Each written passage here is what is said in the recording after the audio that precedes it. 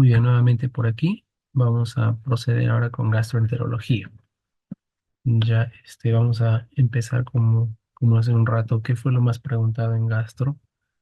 Y lo más preguntado, fíjense, patología de hígado y vía biliar. Tres preguntas, pero bastante cerca de ellos también patología gástrica. Luego tenemos patología del intestino, páncreas y esófago finalmente. Y que hígado y vía biliares está a la cabeza. Y dentro de esto, fíjense, hepatitis, ¿no? Todos los tipos de hepatitis, cirrosis, coledocolitiasis, colelitiasis, insuficiencia hepática, que esto podríamos enmarcarlo también dentro de hepatitis, de cirrosis, perdón, ¿no? Si esto lo enmarcamos en cirrosis, tenemos 9 preguntas de cirrosis. Ictericia, y bueno, hipertensión portal, colecistitis crónica y quiste del coledo. Aunque la colecistitis crónica también podría considerarse dentro de cirugía.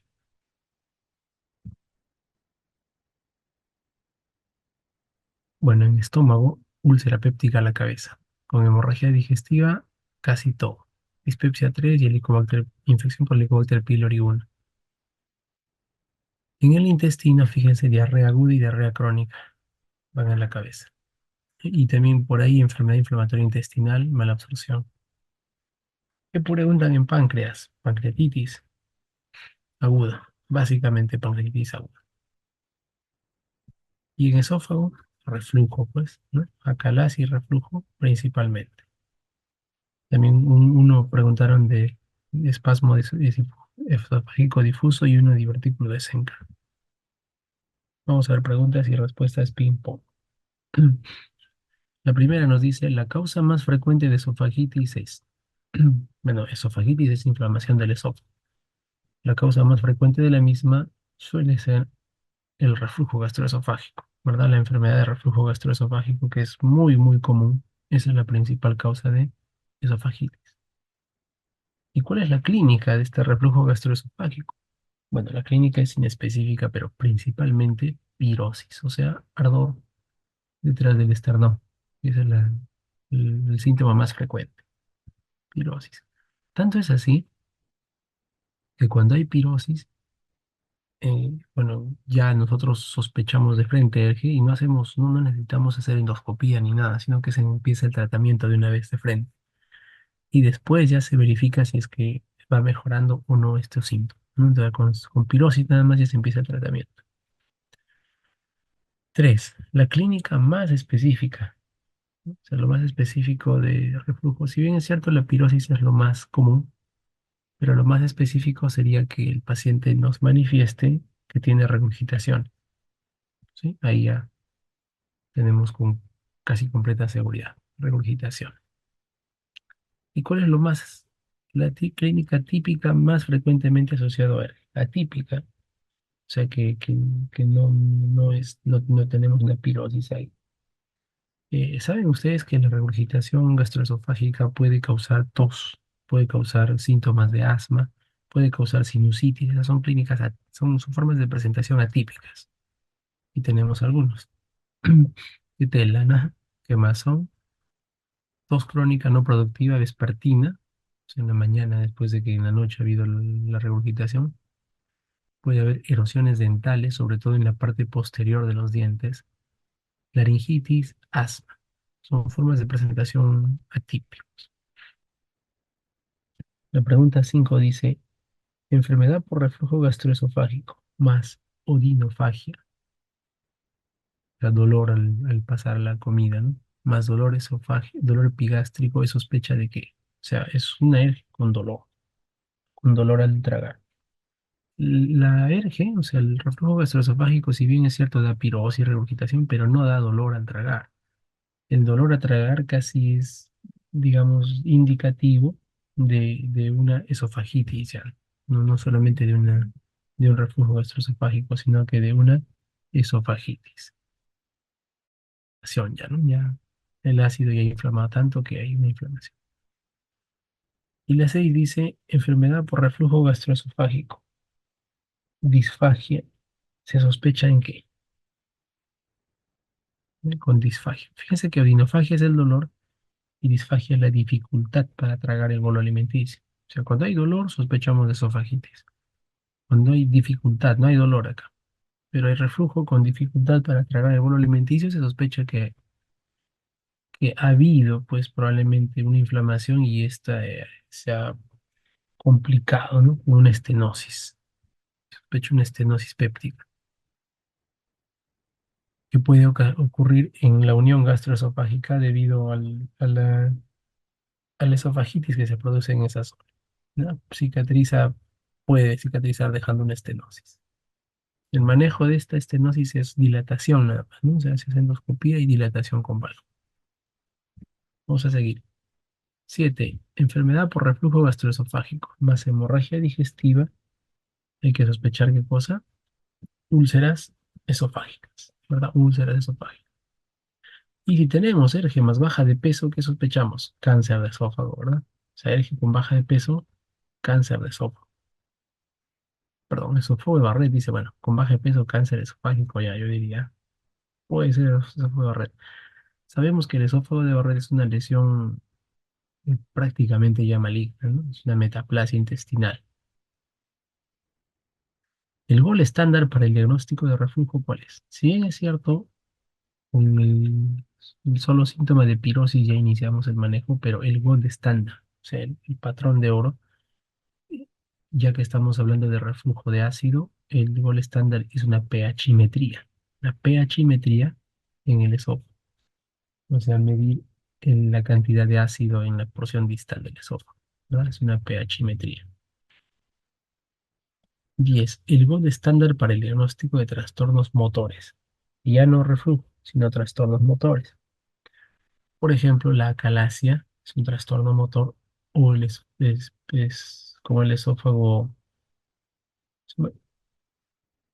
Aparte de la acalasia, hay otra enfermedad en la cual hay dolor retroesternal y el esófago se contrae, ¿no? De diferentes maneras. Pero en este gol estándar en trastornos motores ya es la manometría, donde nos permite medir la presión intraluminal del esófago en diferentes lugares donde nosotros.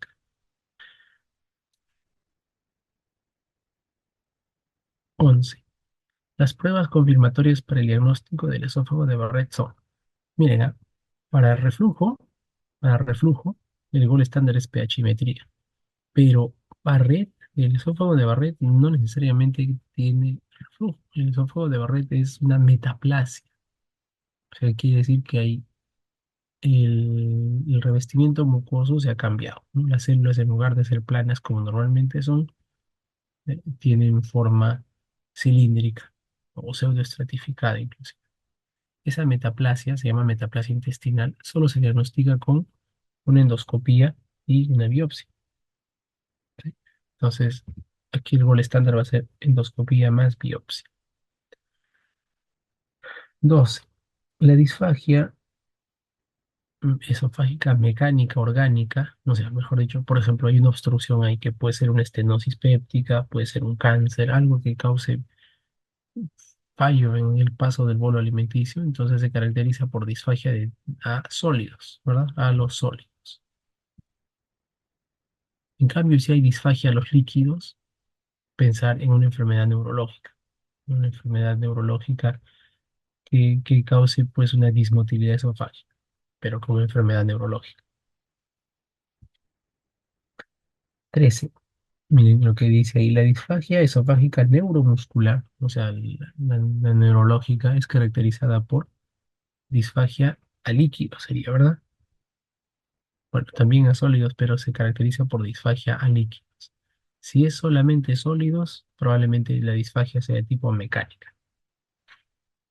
14. En una disfagia mecánica intermitente, o sea que a veces aparece y luego desaparece la disfagia, se sospecha de que un cáncer, por ejemplo, no sería, ¿no? Un cáncer de esófago te da una disfagia mecánica persistente, igual que una estenosis péptica, pero si aparece o desaparece, vamos a pensar en algo llamado anillo de Chatsky, ¿no? Anillo de Chatsky.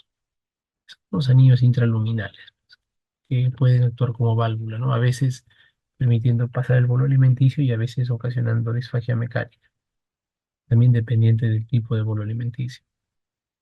15. En una disfagia mecánica progresiva, acá sí, ¿no? Si progresiva, poco a poco se va cerrando más, va apareciendo más disfagia. Sospechemos de cáncer de esófago y también de estenosis péptica, ¿no? Es progresiva. Estenosis péptica y cáncer de esófago. 16. En una disfagia neuromuscular intermitente, o sea, a sólidos y líquidos, pero que a veces mejora, ¿de qué podemos hablar? ¿No? Y bueno, suele acompañarse con dolor retroesternal, del espasmo esofágico difuso. Espasmo esofágico difuso. Este espasmo esofágico difuso algunas veces se puede ver en una radiografía con bario.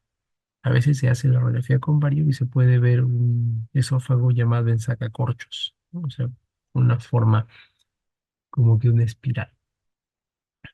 Duele, su diagnóstico diferencial es el infarto agudo de miocardio y este de acá puede mejorar con la nitroglicerina o con los calcio antagonistas. O sea, por ahí todavía sigue siendo después de nitroglicerina y mejora un diagnóstico diferencial con la angina. Ya, vamos con la 17. En una disfagia neuromuscular progresiva, la sospecha cuál es. Neuromuscular, o sea, sólidos más líquidos, progresiva, progresivamente, ¿no? No hay retroceso, no hay que mejorar ni nada. Pensar en una acalasia, también un endurecimiento de todo el esófago, por ejemplo, lo que sucede en la esclerodermia, acalasia y esclerodermia. 18. Nos dice paciente adulto mayor con disfagia orofaringea, regurgitación y halitosis. Disfagia orofaringea, o sea, para tragar el bolo, ahí está el problema. Regurgita y tiene mal olor en, en el aliento, un olor putrefacto, ¿no? Entonces aquí hay un divertículo que es el divertículo de Schenker, que es un divertículo prácticamente faríngeo, ¿no? Faríngeo esofágico, ¿no? No es exactamente esofágico, sino es faríngeo. Un divertículo que a veces se llena de comida y bueno, la comida se putrefacta y mal aliento y cuando se inflama puede causar molestias para tragar el bolo alimenticio.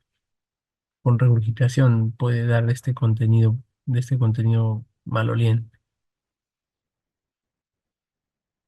Bien, 19. Si tenemos paciente con anemia ferropénica, más disfagia orofaringe, más glositis, ¿en qué tendríamos que sospechar? Ese es un síndrome muy raro, rarísimo. Yo una vez nomás en mi vida probablemente lo he visto. Se suele presentar, o si es que aparece en mujeres generalmente de edad, tercera edad, y que están bastante desnutridas, ¿no? Que vienen con anemia ferropénica. Entonces, se le pide una endoscopía para ver si hay pérdidas digestivas, o sea, si es que hay una úlcera gástrica o algo así. Y lo que se encuentra son unas membranas en el esófago. Y eso se llama síndrome de Plummer-Binns. Plummer-Binns. 20. Paciente mujer con disfagia neuromuscular progresiva más regurgitación. Su regurgitación no es ácida y sin pirosis. Miren, el hecho de decirnos sin pirosis quiere decir que no hay regurgitación de contenido del estómago. O sea, no hay regurgitación ácida hacia el esófago. Es como dice, tiene disfagia neuromuscular progresiva, sólidos y líquidos, y regurgita, pero no es ácido su regurgitación, ¿no? Si no es ácido, entonces no está viniendo del estómago. Así que la sospecha principal aquí es una acalasia.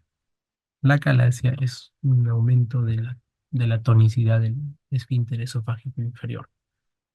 Aumenta tanto la toxicidad, tanto aumenta que el bolo alimenticio termina no pasando con mucha dificultad y se va dilatando el esófago. Esa es la calasia, dilatación esofágica.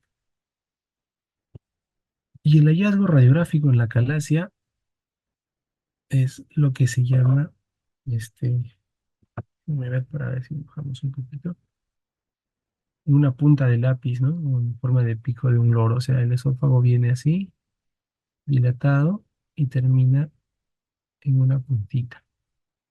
Y ese es el hallazgo radiográfico. Es pico de pájaro o punta de lápiz. En la radiografía varitada, y bueno, manejo es dilatación esofágica. Uno de los manejos. 22. Disfagia motora, o sea, líquidos y sólidos, más pirosis, más fenómeno de Raynaud. El fenómeno de Raynaud ya me está indicando que hay una enfermedad probablemente de corte autoinmune, ¿verdad? Y con pirosis y disfagia motora yo sospecho de una esclerodermia. En la esclerodermia no solamente la piel está endurecida, sino también pueden endurecerse órganos internos como el esófago o también pueden fibrosarse los pulmones. Entonces, esos pacientes suelen tener disfagia esofágica motora y fibrosis pulmonar. 23. Disfagia neuromuscular más dolor torácico. Dijimos hace un rato que eh, es un diagnóstico diferencial de un infarto de miocardio. Es el espasmo esofágico difuso, que mejora el dolor con nitroglicerina y con calcio antagonista.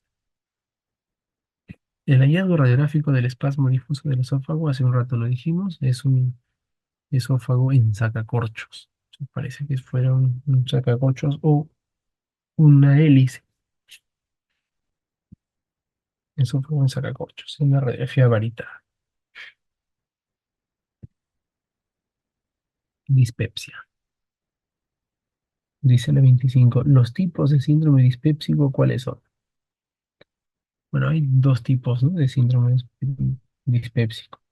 Uno que es el después de comer, o sea, llenura precoz, comes un poco y bueno, ahí está la dispepsia, ¿no? Y el segundo es del reflujo gastroesofágico que hemos visto, dolor epigástrico por ardor, ¿no? Entonces, tipo uno distrés postprandial, llenura precoz, y tipo 2 dolor epigástrico que puede cursar con dolor y ardor. La dispepsia de origen orgánico benigno, más frecuente, ¿cuál es?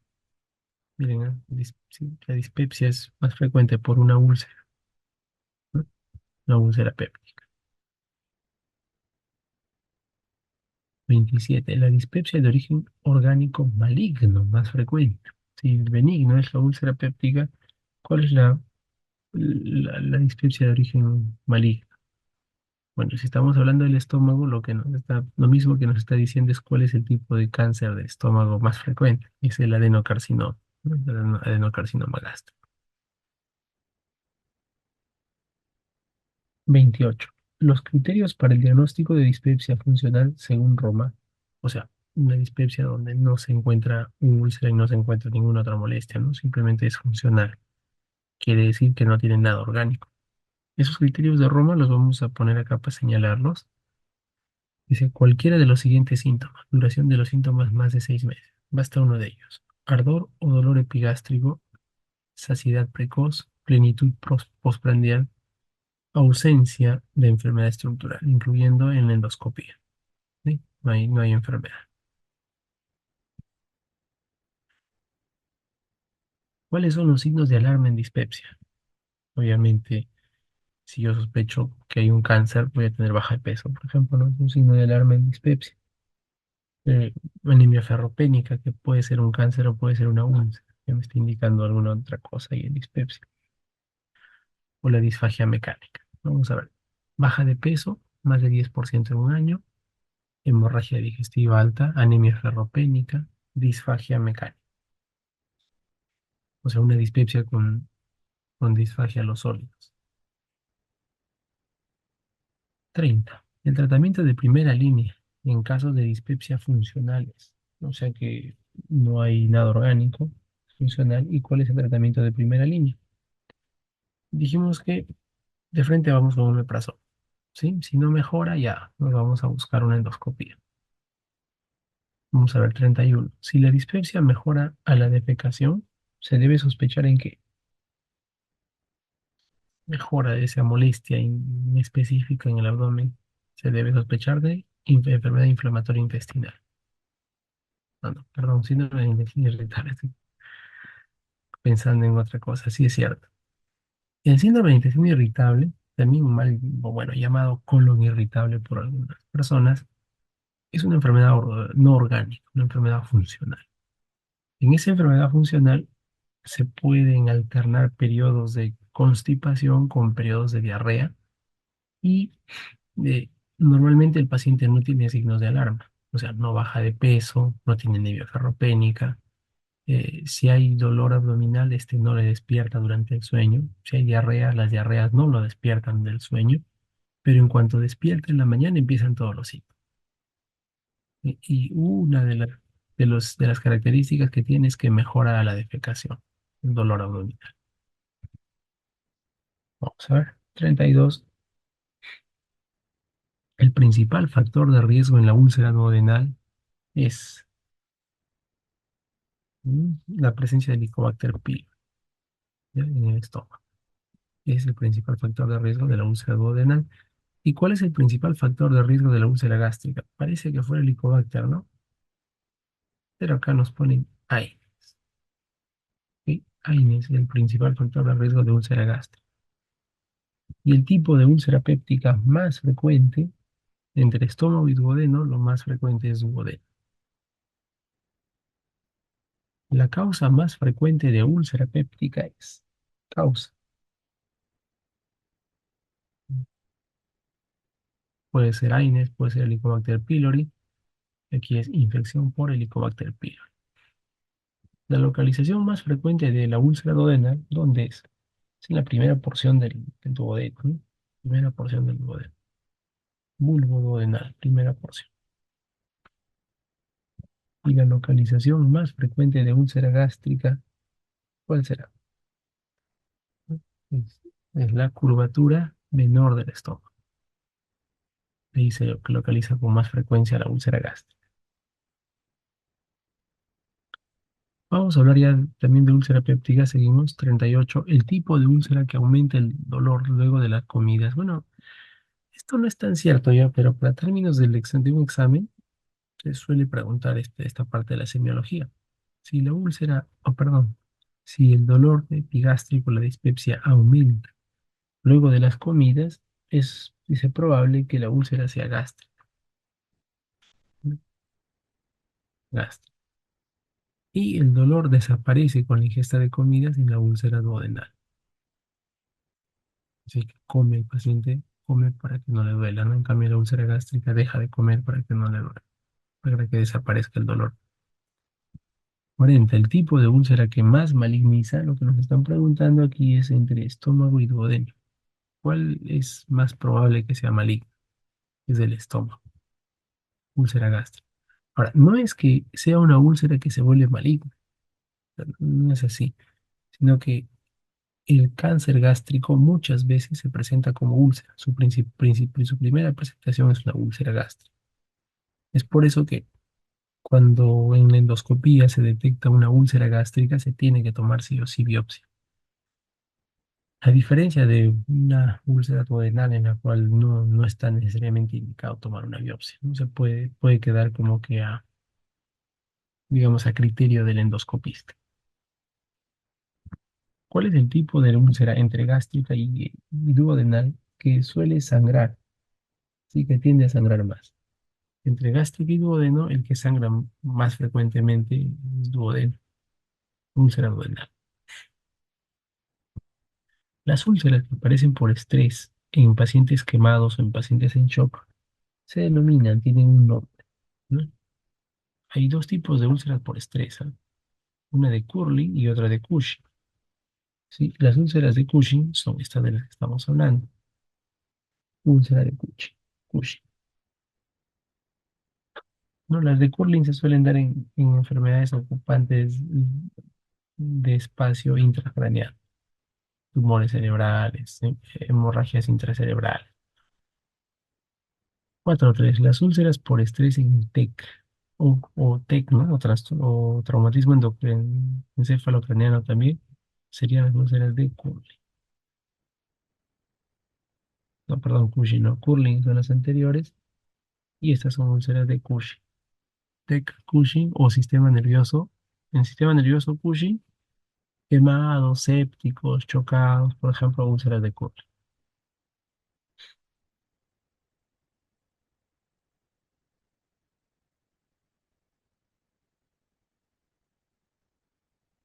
4.4. Es un paciente con úlceras duodenales múltiples, recurrentes y postvulvares. Cuando hay úlceras duodenales múltiples, o sea, varias, y que recurren, hay que pensar que hay una secreción excesiva de gastrina, ¿sí? La secreción excesiva de gastrina puede darse en un gastrinoma. O sea, acá yo sospecho de un gastrinoma, también dentro del contexto de un síndrome de Solinger-Ellis. Generalmente este gastrinoma está en el páncreas, pero puede localizarse en otros lugares también. Entonces, el síndrome de Solinger-Ellison, además de ser un gastrinoma que tiene múltiples úlceras, suele cursar con diarrea también, ¿no? Diarrea, bajo de peso, hemorragia digestiva. En 4.5, la clasificación de Johnson. Esta clasificación es para ver el lugar de la úlcera, ¿sí? Curvatura menor, curvatura mayor, cuerpo, etcétera. El grado 1 es en curvatura menor. Grado 2, localización gástrica y duodenal, al mismo tiempo en estómago y duodeno, una úlcera en cada lado. Grado 3, localización prepilórica en alto. Grado 4 en el fondo gástrico o alta de la curvatura menor. Y grado 5 son úlceras múltiples asociados a uso prolongado de aire. Vamos a ver el 4.6. Nos dice la prueba directa para el Helicobacter pylori que confirma el diagnóstico. Hay en realidad varias pruebas para el Helicobacter pylori, ¿no? Pero prueba directa quiere decir que vamos a mirar directamente al Helicobacter pylori. En cambio, las pruebas indirectas son el test de ureasa, por ejemplo, en aliento o test de antígeno en heces. Pero aquí una prueba directa en la que voy a poder mirar el Helicobacter pylori es una biopsia gástrica. Endoscopía más biopsia.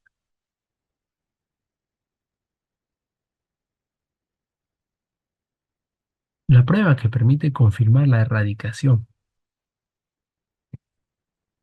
Ahora, cuando el Helicobacter pylori está presente, genera ureasa. Entonces, la prueba para detectarlo es el test de ureasa en aliento. Pero cuando ya se erradica, se supone que ya no hay ureasa, así que el test de aliento debería salir normal.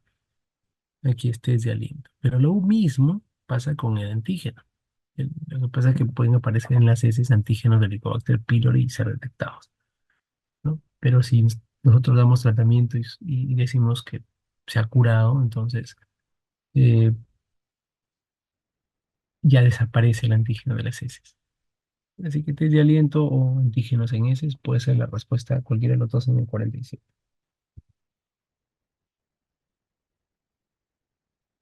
La complicación más frecuente de la úlcera péptica, ¿cuál es? Bueno, la complicación más frecuente de una úlcera péptica es el sangrado, ¿no? La hemorragia digestiva. Y después de la hemorragia digestiva tiene otras complicaciones que pueden darse, como perforación de la úlcera, ¿no? Penetración primero, luego perforación, o también ya a largo plazo la estenosis péptica que suele dar. Vamos a ver cuáles son las complicaciones. Hemorragia digestiva, perforación, penetración u obstrucción. Ahí están las complicaciones más frecuentes de la úlcera péptica. La triple terapia indicada para la erradicación del Helicobacter pylori consiste en, bueno, la triple terapia tiene sus variaciones también, ¿no? Pero la que más frecuentemente se da es que tiene el acrónimo OCA, ¿sí? El acrónimo OCA.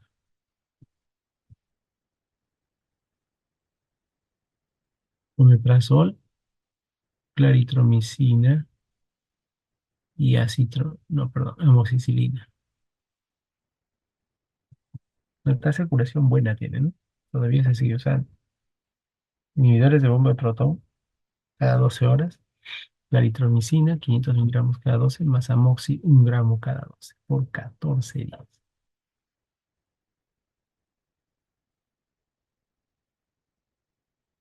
La cuádruple terapia indicada para la erradicación. La cuádruple cuando no funciona la triple, ¿no? Y esta cuádruple incluye bismuto y otro tipo de antibióticos. Entonces tenemos bismuto, ¿no? Omeprazol, más bismuto, más tetraciclina, más metronidazol, y por 14 días. Esta terapia cuádruple se suele sugerir inclusive que cuando vas a progresar a terapia cuádruple, trates de hacer una biopsia, una endoscopía y biopsia, ¿no? Para cultivo. Pero ahí está. 5.1. El reparo anatómico para clasificar las hemorragias digestivas en alta y baja, ¿cuál es? Es el ángulo de Treitz, ¿no? Todo lo que sangra por encima del ángulo de Treitz es hemorragia digestiva alta y lo que sangra por debajo es hemorragia digestiva baja. Así que es ligamento de Treitz o ángulo de Treitz. Ligamento suspensorio del modelo. La causa más frecuente de hemorragia digestiva alta, ¿cuál creen que sea? Es algo que ya hemos estado mencionando, ¿no? La úlcera péptica, causa más frecuente. 5.3. La causa más frecuente de hemorragia digestiva alta en pacientes con vómitos a repetición. O sea, el paciente viene vomitando con arcadas, por ejemplo, es frecuente en las que tienen hiperemesis gravídica o en alcohólicos. Y entonces la causa más frecuente de esa hemorragia es las propias arcadas y el esfuerzo, causando unas pequeñas laceraciones en el esófago. ¿Sí? Eso tiene todo un nombre, ¿no? Se llama síndrome de Mallory-Weiss. Entonces es el síndrome de Mallory-Weiss.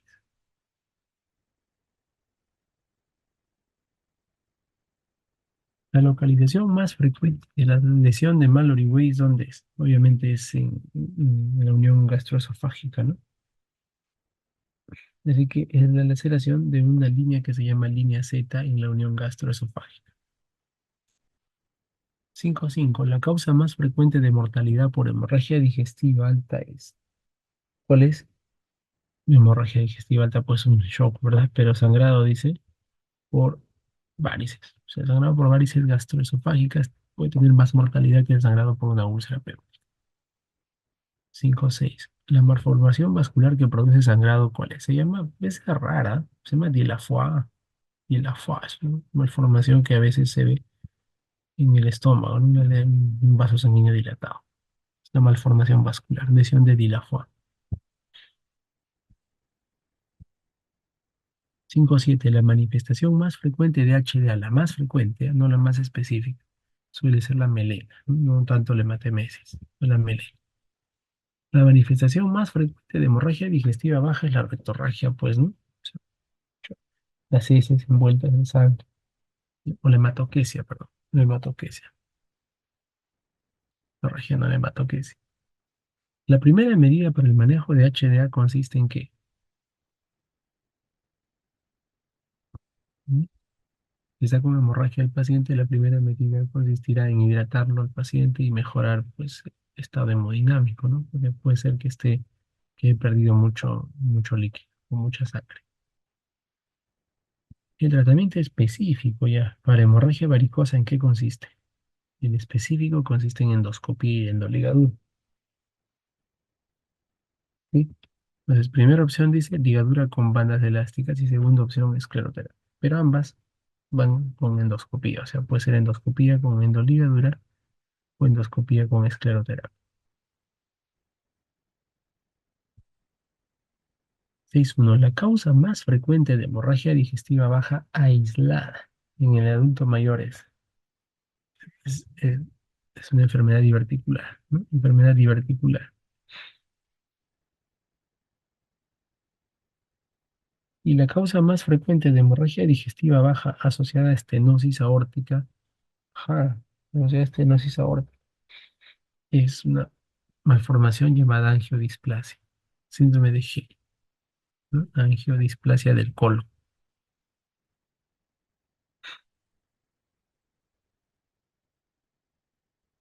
6.3. La localización más frecuente de la angiodisplasia es el colon, acabamos de decir, ¿no? Pero, ¿qué tipo de colon? Colon ascendente. Y la HDB, o sea, la hemorragia digestiva baja dolorosa asociada a T en positivo más anemia ferropénica, nos debe hacer pensar en qué? En un cáncer de colon, ¿verdad? Por la anemia ferropénica.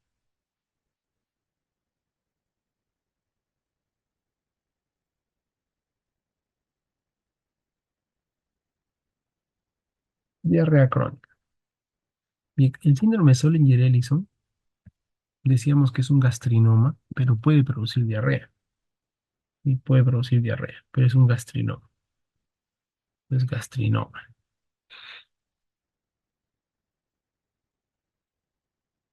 La localización más frecuente de gastrinoma, ¿dónde es? La localización más frecuente de gastrinoma es en el páncreas. O sea, ¿dónde se puede encontrar con más frecuencia este tumor que produce gastrina? Ah, perdón, duodeno, ¿no? Tengo una llamada. Duodeno y luego páncreas, así que hay que buscarlos por ahí. Las causas de diarrea crónica osmótica. Osmótica quiere decir que dentro del lumen del interior del intestino hay alguna sustancia que está haciendo que el agua ingrese al intestino, ¿no? Las causas de diarrea osmótica son entonces sustancias pues osmóticamente activas, ¿no? Uso como ejemplo el uso de laxantes o la intolerancia a la lactosa. Sí, donde en el caso de la intolerancia a la lactosa se queda un disacárido ahí, haciendo las veces de sustancia osmóticamente activa, y en los laxantes, ahí están las sustancias dentro del laxante.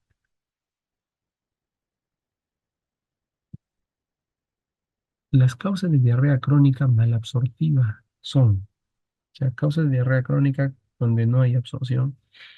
¿Cuáles son? Tenemos a la cabeza pancreatitis crónica y bueno, también enfermedad celíaca y enfermedad de Witt. Y causa de diarrea secretora. La diarrea secretora es una diarrea en la cual el intestino secreta líquidos o sustancias, ¿no? Pero nos hablan de diarrea crónica secretora. La causa más frecuente son enfermedades un poco raras como tumores gastrointestinales.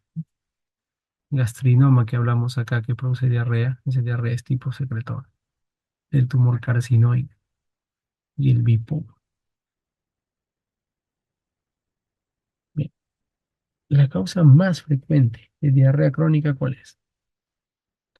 Es funcional, o sea, es intestino irritable, ¿no? El paciente tiene síndrome de intestino irritable y tiene diarrea, pero ya dijimos que esa diarrea no le produce baja de peso y tampoco lo despierta del sueño.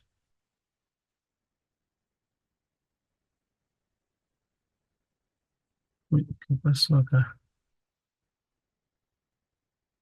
Bueno, salió algo raro ahí. Bueno, la causa más frecuente de diarrea nosocomial, o sea, la causa de diarrea intrahospitalaria, es el uso de antibióticos y este asociado a la colitis pseudomembranosa. Tener cuidado en estas diarreas nosocomiales. 7.2. Se sospecha del síndrome carcinoide cuando el paciente presenta. En el síndrome carcinoide hay un tumor, que es el tumor carcinoide, que suele secretar algunas sustancias como la 5-hidroxitriptamina, por ejemplo, ¿no? Que si están en el intestino estos tumores, entonces el paciente no presenta síndrome carcinoide porque el hígado se encarga digamos, de quedarse con esta toxina, ¿no? De toxificar. Pero si hay metástasis en el hígado, aparece.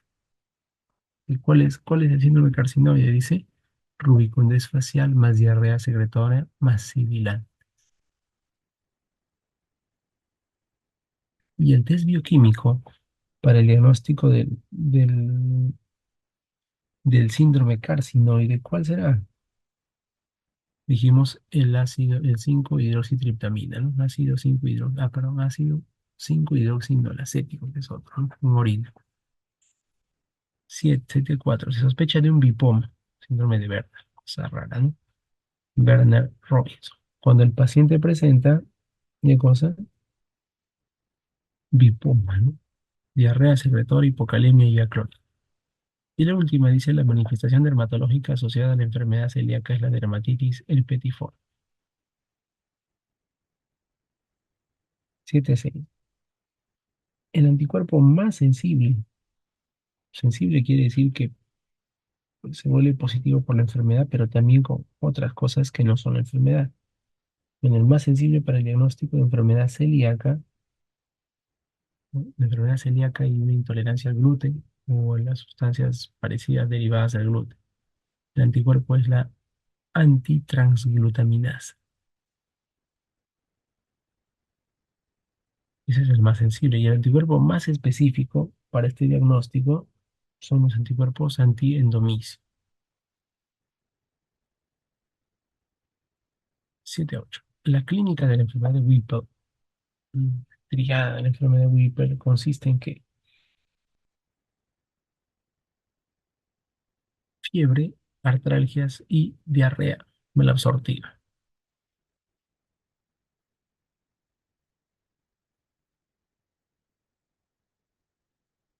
7-9. La clínica típica del síndrome de intestino irritable es. ¿Cuál es la clínica típica? Puede ser diarreas, estreñimiento, ¿no? Con dispepsia, por ejemplo, con dolor, bien, dolor abdominal crónico matutino, típicamente relacionado con la defecación, que mejora con la defecación, y cambios en los hábitos intestinales. El periodo de diarrea y de estreñimiento se van a alternar.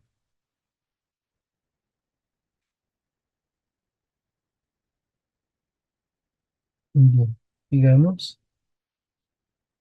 el anticuerpo asociado a la colitis ulcerosa.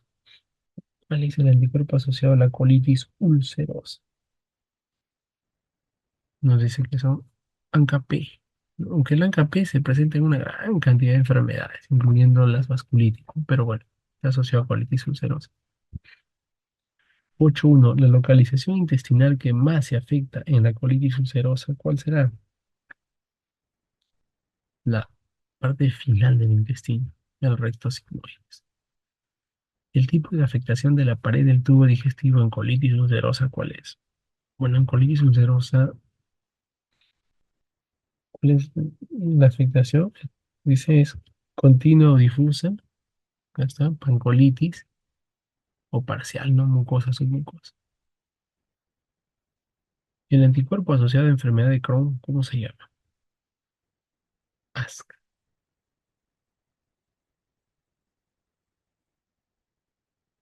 Características, dice, las características anatomopatológicas de la enfermedad de Crohn, ¿cuáles son? La enfermedad de Crohn es una enfermedad inflamatoria intestinal, ¿no? O sea, si hacemos una biopsia, ¿qué es lo que podemos encontrar?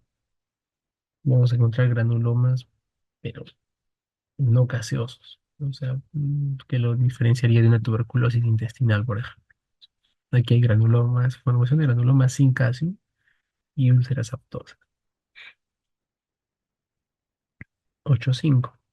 La localización intestinal que más se afecta en la enfermedad de Crohn, ¿cuál será? O sea, ¿qué parte es más afectada? Es la alrededor de la válvula ileocecal. Es una región iliocecal.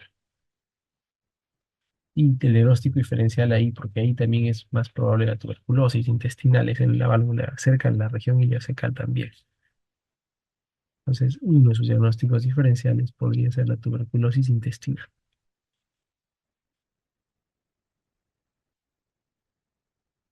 8.6.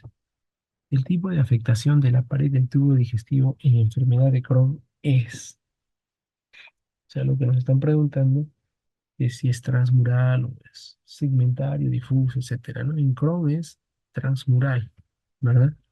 Afecta a las cuatro capas del tubo digestivo y también es segmentario, está en parches. 8.7. La, la localización, perdón, la complicación extraintestinal más frecuente en enfermedad inflamatoria intestinal es, o sea, esta complicación es intestinal más frecuente es el dolor articular, las artritis, articulación.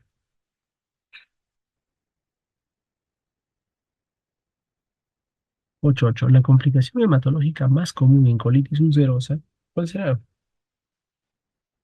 Si el paciente para perdiendo sangre por la diarrea con sangre. Entonces, lo más común acá es anemia ferropénica.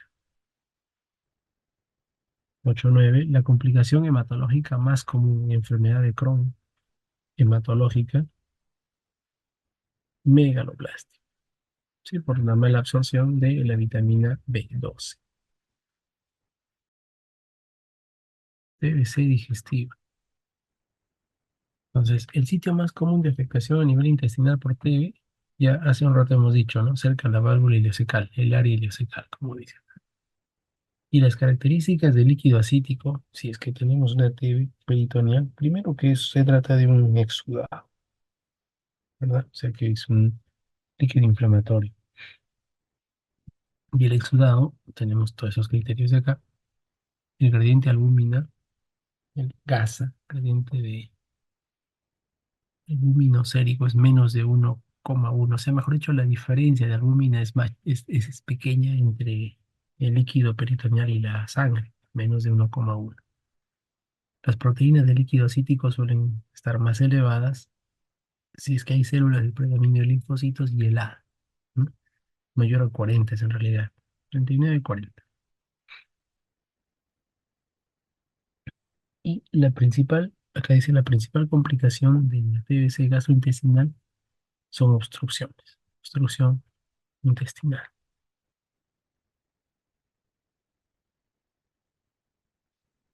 9.3. Las causas de ictericia congénita, a predominio indirecto, congénito, ¿no?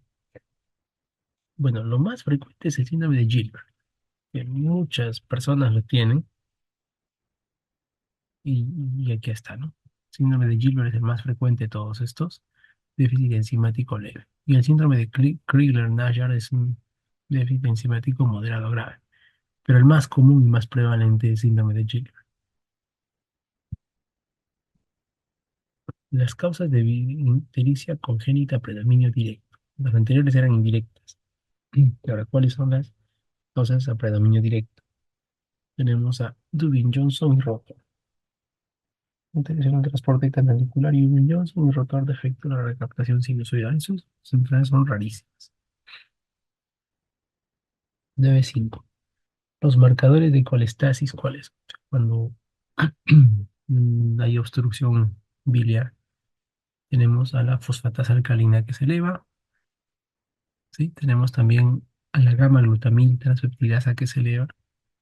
Puede estar o no la ictericia, o perdón, la bilirrubina elevada, también como marcador de colestasis. Vamos a ver, fosfatasa alcalina y gamma glutamil transpeptidasa elevadas. Marcadores de necrosis hepatocelular son transaminasas elevadas. ¿Sí? TGO, TGP o ALT, AST son marcadores de que las hepáticas se están destruyendo, se están rompiendo. Y 9.7, el marcador de falla hepática aguda, precoz. Falla hepática aguda, ¿cuál será? No es tanto ese borrón, es el trastorno de coagulación expresado a través del tiempo y protrombina elevada. Como el hígado factoriza, pero el hígado produce, ¿no? Produce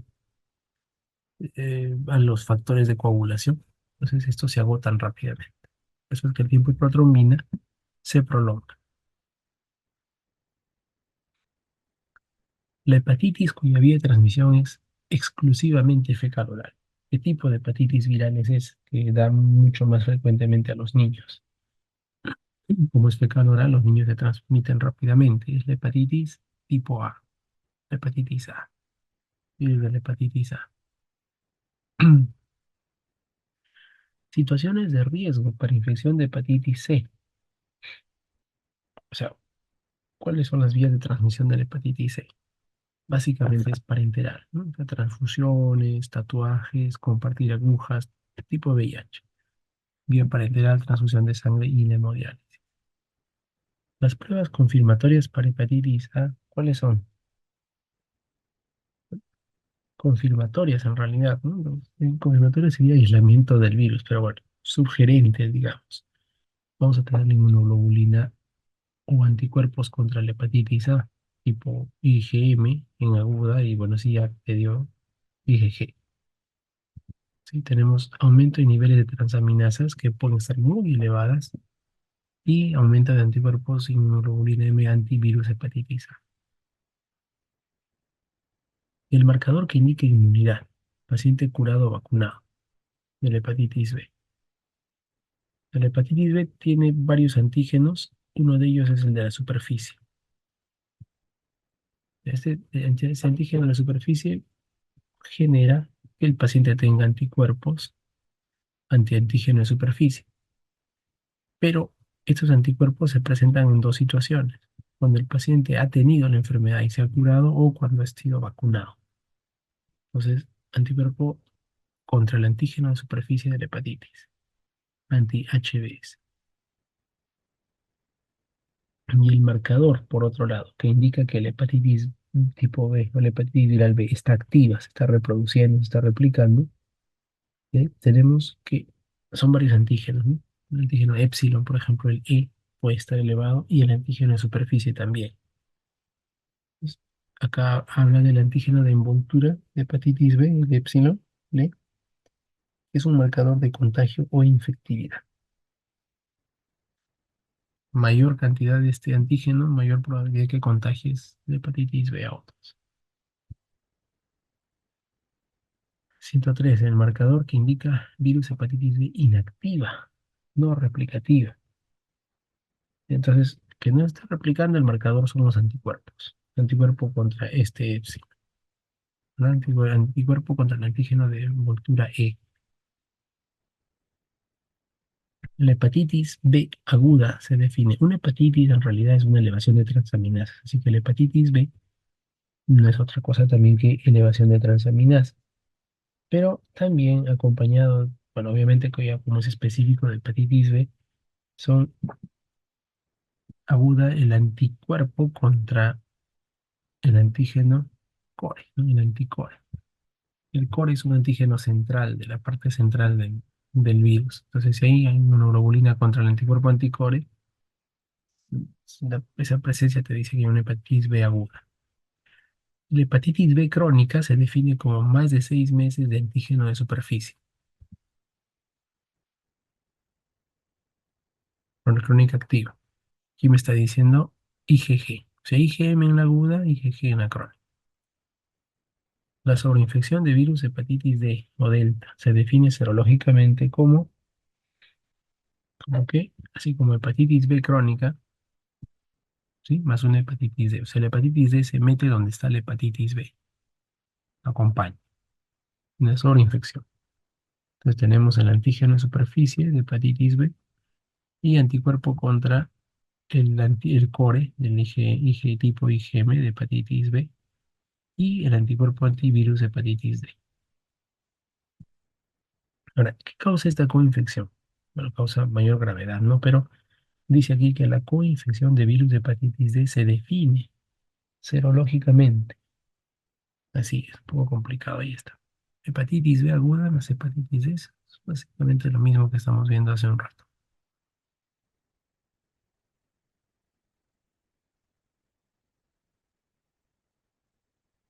Bien, la etiología más frecuente de cirrosis, ¿cuál es?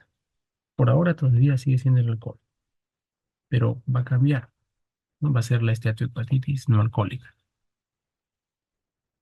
Los virus hepatotrópicos asociados a cirrosis son principalmente dos: el virus hepatitis B y el virus hepatitis C,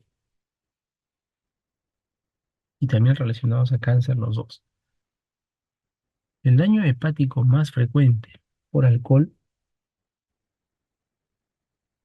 que nos da el alcohol frecuentemente un hígado graso, una esteatohepatitis grasa. La patología asociada a hipertensión portal intrahepática presinusoidal. O sea, presinusoidal quiere decir que antes de que... ahora vamos a tratar de graficar un poco esto, ¿ya? Si yo tengo el hígado, acá abajo voy a usarlo de abajo para graficar, tengo el hígado.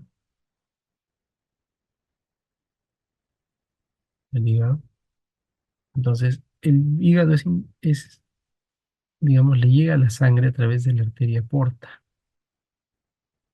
y la sangre se va del hígado a través de las venas suprahepáticas.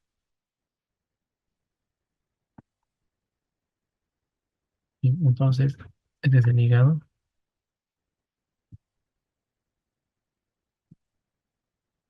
dividimos a la hipertensión portal,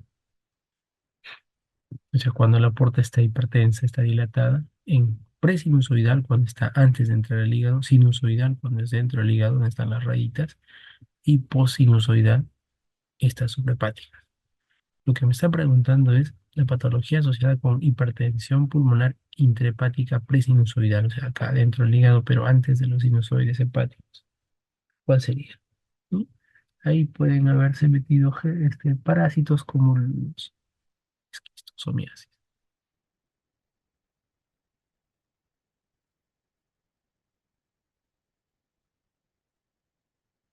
A ver si podemos borrar todo.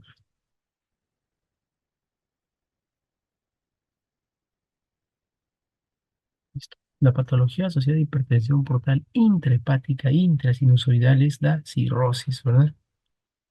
La cirrosis. Y la patología asociada a hipertensión portal intrahepática postsinusoidal, o sea, después de los sinusoides, enfermedad veno oclusiva.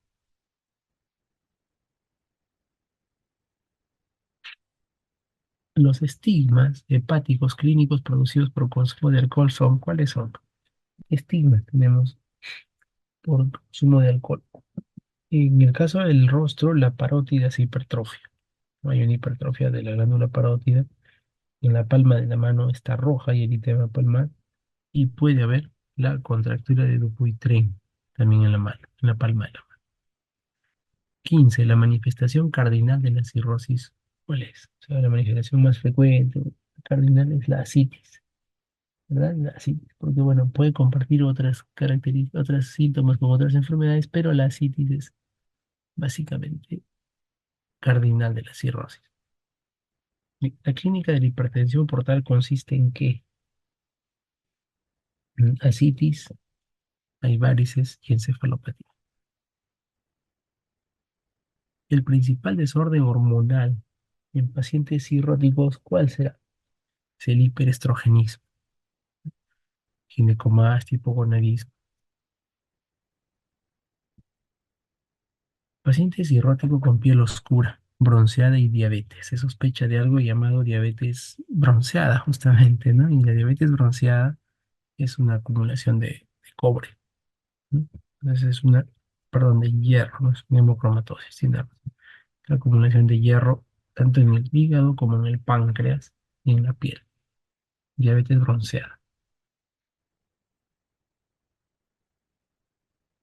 El cáncer al que predispone la cirrosis, ¿cuál es? Es el cáncer de hígado, el hepatocarcinoma.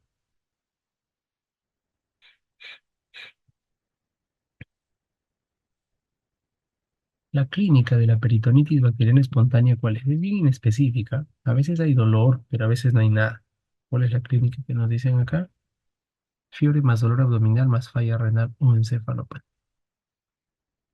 Los grados clínicos de la encefalopatía hepática tenemos grados del 1 al 4. El uno es casi casi normal, no, no lo podemos diagnosticar así fácilmente a simple vista, y el 4 es coma. Y un continuo, ¿no? Grado uno dice euforia, 2 letargia, apatía, confusión parcial, 3 somnolencia, confusión total y grado 4 coma. 112. Paciente cirrótico que presenta falla renal y sodio urinario bajo. La sospecha de que, miren, hace falla renal, pero el sodio en la orina está bajo, o sea, significa que los túbulos están reabsorbiendo orina, están reabsorbiendo sodio y agua.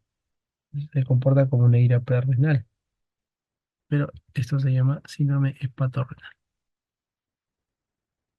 123. Paciente cirrótico que presenta hipoxemia, atipnia y vasodilatación intrapulmonar. Sospecha de que, bueno, hay un componente que es un síndrome hepatopulmonar, en la cual hay vasodilatación de las venas pulmonares, ¿no? Entonces aquí es el síndrome hepatopulmonar.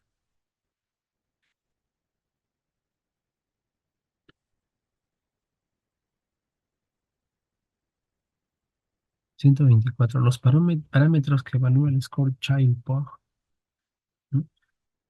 Aquí está la mnemotecnia, batea, bilirrubina, albúmina, tiempo de protrombina, encefalopatía y asitis. A cada uno, de acuerdo al grado en que se presenta, le darán un puntaje, ¿no? Al final se suma y te dan el score Child-Pugh. 125. Son indicaciones de trasplante hepático en caso de cirrosis. ¿Cuáles son las indicaciones? Aquí está. Child-Pugh B o C o puntaje MELD mayor a 10. La cirrosis.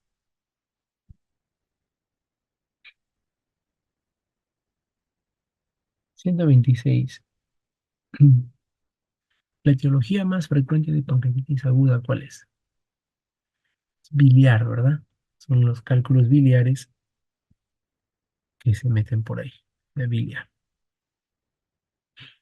127. La localización más frecuente de pseudoquiste pancreático, ¿en qué parte será? Es en la cola del páncreas, ¿no? Cuerpo, cola del páncreas, no en la cabeza.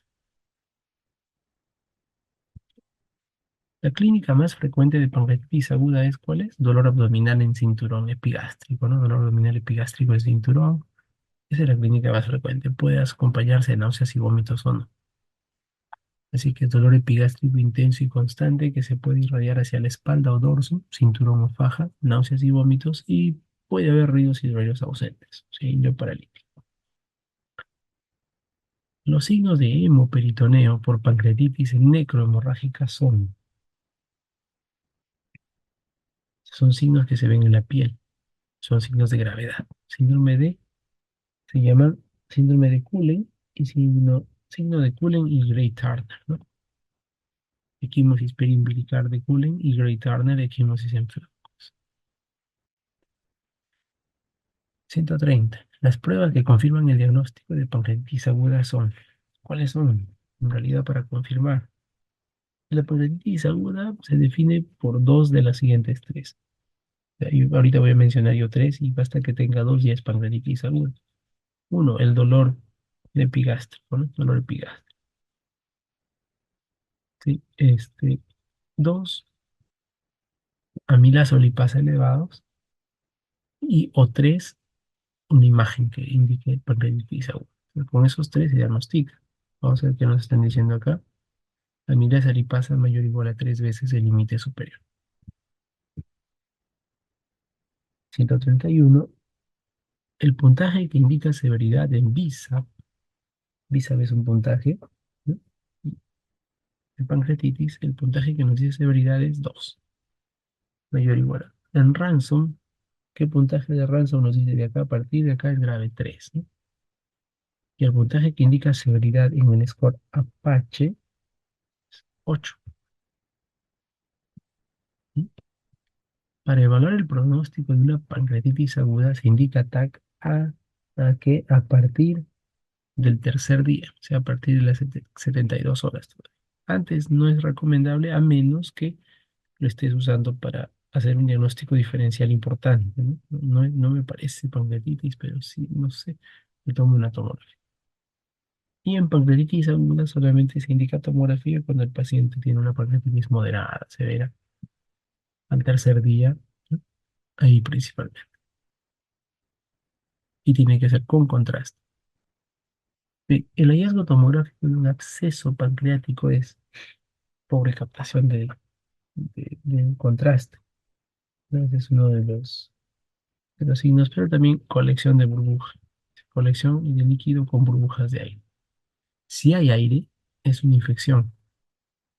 Sí, o sea, si hay aire en el páncreas, evaluado a través de la tomografía, significa infección del tejido pancreático necrótico. Entonces, el hallazgo tomográfico de necrosis es gas, ¿no? Una zona heterogénea que no capta contraste. Ah, perdón, está bien. Necrosis es solo la zona que no capta contraste, y el absceso es gas.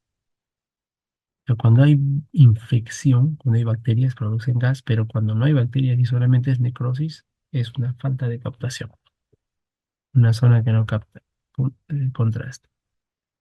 137. La principal causa de muerte precoz, menos de 2 semanas en pancreatitis aguda es algo bien intenso, ¿no? Es la falla multiorgánica.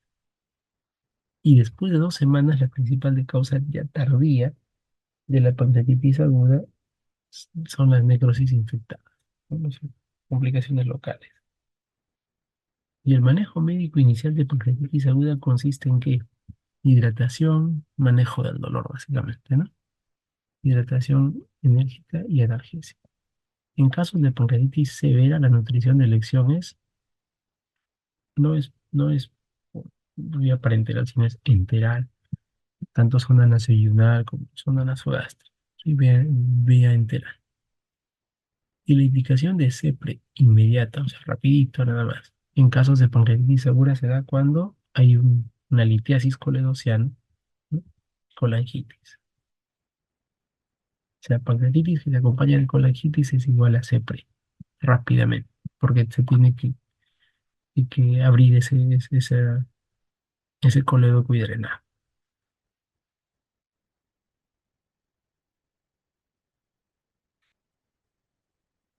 Bien, 142. La etiología más frecuente de pancreatitis crónica es el alcohol, consumo de alcohol. Un hallazgo en pancreatitis crónica es, dice, un hallazgo, bueno, nos dice que calcificación o fibrosis del páncreas. La disfunción exócrina del páncreas en pancreatitis crónica se manifiesta como que, como dispepsias, diarreas, gases, ¿no? Atorrea también, grasa fecal mayor de 7 gramos por insuficiencia pancreática. La disfunción endocrina del páncreas se manifiesta como diabetes mellitus, ¿verdad? Y el manejo médico de pancreatitis crónica consiste en que, bueno, hay que darle básicamente enzimas pancreáticas, ya que es páncreas exócrino, ¿no? Reemplazo de enzimas pancreáticas, lipasa con las comidas y no alcohol ni tabaco. Y el manejo del dolor en caso de pancreatitis crónica implica, bueno, se puede hacer bastantes tipos, ¿no? Desde AINES hasta opioides. Ahí está analgésicos AINES, vamos a opioides, antidepresivos tricíclicos de baja dosis. Si el dolor es intratable, bloqueo de ganglios, ¿no? Eso ya lo hacen mediante anestesiología o radiología intervencionista. Vamos a ver, pequeño banquete. Dice, varón de 38 años acude luego de 3 meses de dolor abdominal en epigastrio tipo ardor, sensación de saciedad y llenura postprandial. Hasta ahí que pensamos, ¿no? 3 meses, dolor, ardor en epigastrio, sensación, llenura postprandial. Fácil tiene una úlcera gástrica. Antecedente de arritmia cardíaca. Se decide iniciar tratamiento farmacológico. ¿Cuál es el tratamiento más recomendado en este caso? Ujú. Omeprazol, hidroxialuminio, bismutol, ranitidina o cisaprina. Bismuto. ¿Mm? Bismuto.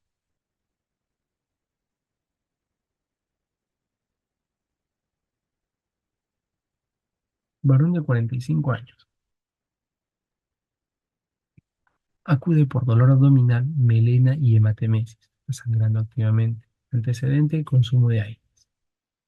A la presión está hipotenso, taquicárdico, pálido, sudoroso y somnoliento. Tacto rectal debe en guante con restos de melena. Y ahí está el laboratorio. ¿Cuál será el manejo inicial? Es hidratación, ¿verdad? Hidratación. Es reanimación con cristalón. No es transfusión, de inmediato es la E. Reanimación con cristalón. Claro, transfusión también hay que pensarla, ¿no? Oportunamente, pero este paciente tiene 9,4 de hemoglobina.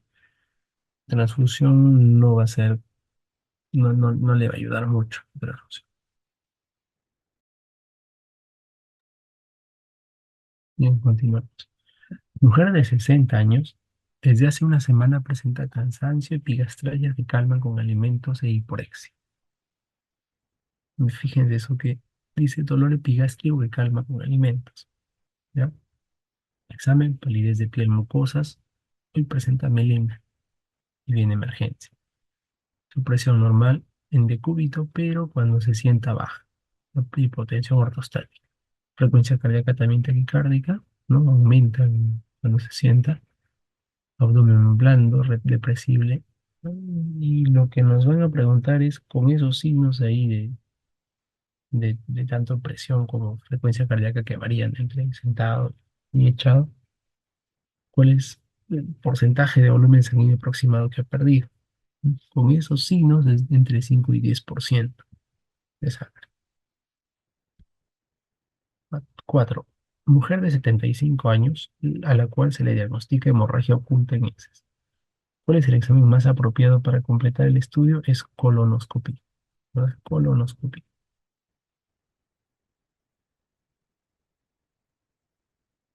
5.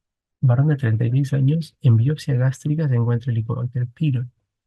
Recibe tratamiento con omeprazol, metronidazol, amoxi y subsalicilato de bismuto, un tratamiento cuádruple. Al 10.º día de tratamiento después de la ingesta de alcohol presenta náuseas y vómitos. ¿Cuál es el medicamento causante de las náuseas y vómitos? Es el efecto llamado efecto disulfirado, ¿no? Es el metronidazol. Metronidazol. 6.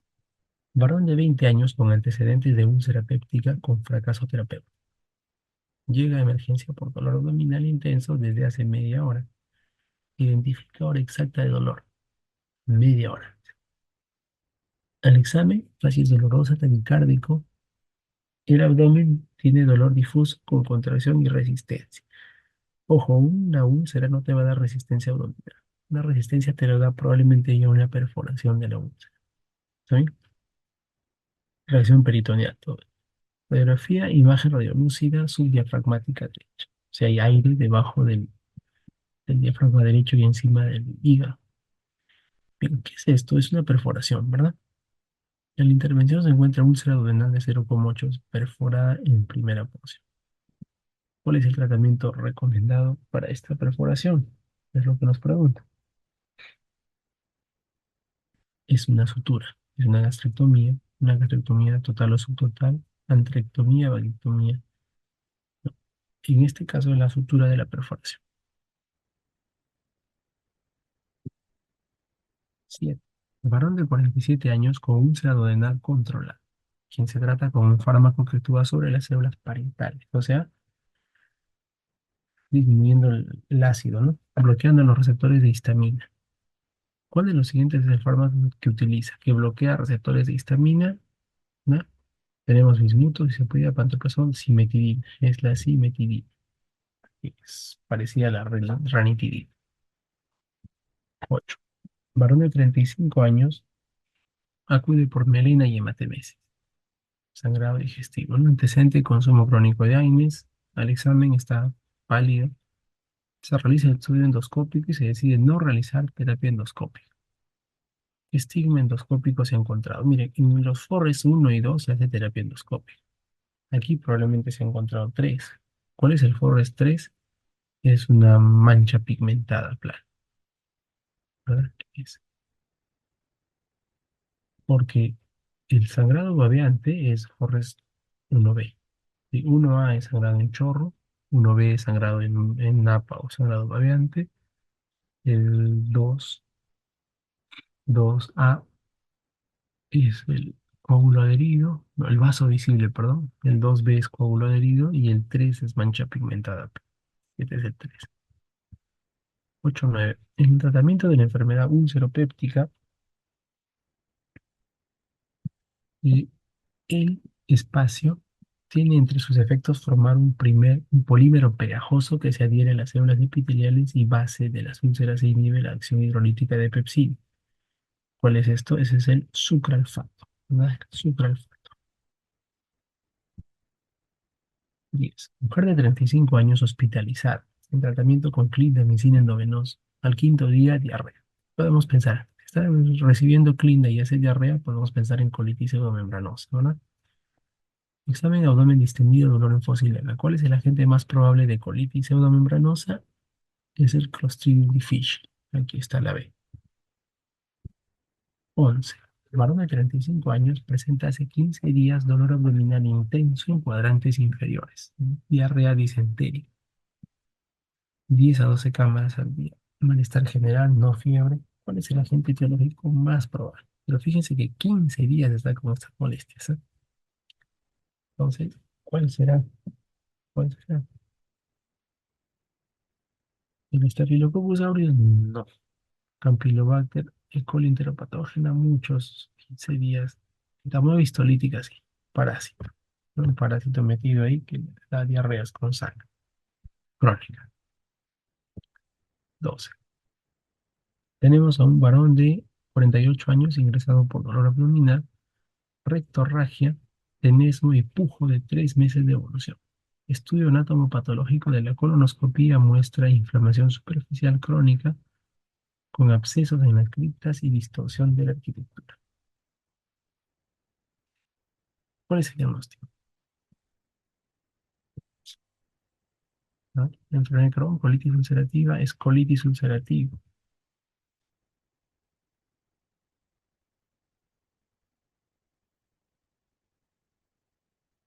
13. ¿Cuáles son los órganos más comprometidos como manifestación extraintestinal en enfermedad inflamatoria intestinal? Las articulaciones. ¿Ya? Articulaciones de frente. 14. Paciente que desde hace un año presenta dolor abdominal que ocurre principalmente a 3 horas luego de comer.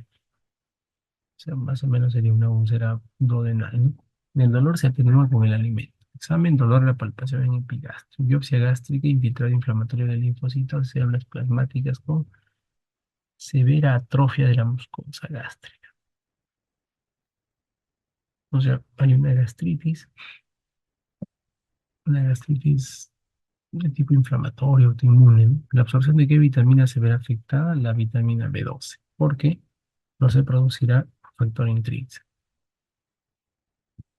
15. Varón de 55 años con insuficiencia renal crónica en programa de hemodiálisis tiene hepatitis C y cirrosis. Desde hace 2 días aumenta el perímetro abdominal con dolor abdominal difuso. Ajá. Tiene sus funciones están estables, salvo que está con fiebre, ¿no? Temperatura 38. Abdomen distendido, doloroso a la palpación. En la paracentesis, leucocitos 950 con 80% de polonios morfonucleares. Esto es una peritonitis bacteriana espontánea, que se define como más de 250 neutrófilos, ¿no? Por microlitro en el aspirado de la citis, y aquí sobrepasa los 250. Así que esto es una PB. ¿Cuál es la medida terapéutica de elección? La recomendación en PB es cefalosporina de tercera, o sea, ceftriaxona. 16. Varón de 46 años con antecedente de alcoholismo crónico ingresa por ascitis, ya que tiene cirrosis probablemente. Estudio de paracentesis presenta leucocitos polimorfonucleares en 300. Ya dijimos, más de 250 es peritonitis bacteriana espontánea, así que este señor tiene peritonitis bacteriana espontánea. Nuevamente, ¿cuál es el tratamiento de elección? De elección, la ceftriaxona. 17. Mujer de 40 años con dolor tipo cólico de epigastrio e hipocondrio derecho. Derecho, ¿no? Náusea y vómitos. Hasta ahí, vías biliares, puede ser. Agregándose luego ictericia y coluria, vías biliares. Si hay ictericia y hay coluria, significa que no está pasando la bilis por el coledo. ¿Vale? En el coledo que le está tapando completamente. Al examen hay dolor moderado a la palpación en el hipocondrio derecho. ¿Y cuál es el diagnóstico más probable? Coledocolitiasis, lo más probable. 18. Mujer de 40 años es intervenida quirúrgicamente por colecistitis calculosa. En el posoperatorio continúa con dolor abdominal tipo cólico e ictericia moderada. Colangioresonancia nos indica un cálculo único en coledo distal de 0,8. Este es el que puede estar causando, ¿no? Laboratorios fosfatasa y GGTP elevados. ¿Cuál es el tratamiento de elección? ¿Cuál sería? Con la angiografía retrógrada endoscópica, una CEPRE. ¿Verdad? Una CEPRE. Ya estamos viendo que se está demostrando que tiene cálculo, entonces la CEPRE es la que lo puede sacar. 19. Mujer de 52 años, sin síntomas, que desde hace 3 años presenta la transaminasa ligeramente elevada, o sea, frecuentemente. No mayor de 100, no bebe alcohol, no toma medicamentos de forma habitual, presión normal, cardíaca normal, respiratoria normal, peso un poco alto, ¿no? No digo, tengo obesidad, con talla 1,50, tengo obesidad. Bien, una paciente con obesidad, ¿qué significan las transaminasas ligeramente elevadas? Esteatohepatitis no alcohólica, ¿verdad? Entonces vamos viendo para abajo. Dice marcadores de virus de hepatitis C, B y C negativos, porque no es hepatitis B y C, es una esteatohepatitis no alcohólica. TGO y TGP un poco aumentados, anticuerpos antinucleares no es significativo esto. Antimúsculo liso, ¿cuál es el examen que confirma el diagnóstico? Tenemos TAC hepática, biopsia hepática, gammagrafía o ecografía. Queremos confirmar el diagnóstico, una biopsia, ¿verdad? Pero no se suele hacer para confirmar 20. Mujer de 45 años hace un día luego de una comida copiosa, presenta dolor abdominal tipo cólico, intenso con irradiación en faja, pancreatitis, ¿verdad? Examen, frecuencia, presión, todos los exámenes normales. Y en abdomen, dolor en epigastrio y mesogastrio. Laboratorios leucocitos normales, amilasa elevada, 400. Luego de la administración de fluidos endovenosos, ¿qué medicamento usaría para el dolor? A ver, ¿qué medicamento usaría? Tenemos pargeverina, ¿no? Iosina, estos dos funcionan casi igual, ¿no? Disminuyendo el número de contracciones del músculo liso gástrico, no, perdón, gastrointestinal. Diclofenaco, no omeprazol, tramadol es lo que se suele usar, un opioide en pancreatitis aguda.